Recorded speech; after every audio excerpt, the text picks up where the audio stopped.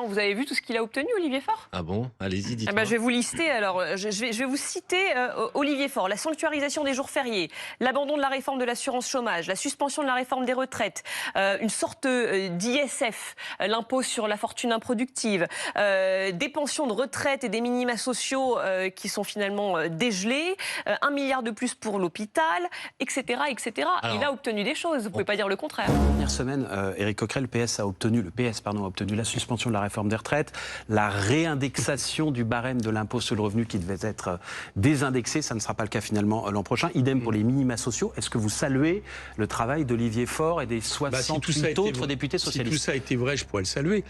Sophie Binet, sur la suspension de la réforme des retraites, vous avez dit « ça a été arraché grâce à la mobilisation des salariés ». Je ne suis pas du tout d'accord. Ça a été arraché grâce à la mobilisation du Parti socialiste. Mais vous avez obtenu quand même beaucoup de concessions de Sébastien Lecornu. Vous parliez de l'abandon du 49.3, c'est de la suspension de la réforme des retraites, le renoncement au gel des pensions de retraite, tout comme celui des minima sociaux.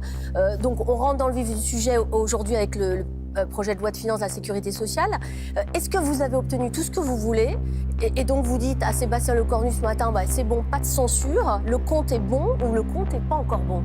Alors, merci de reconnaître que la méthode qui est la nôtre depuis le début, elle permet d'avoir des avancées.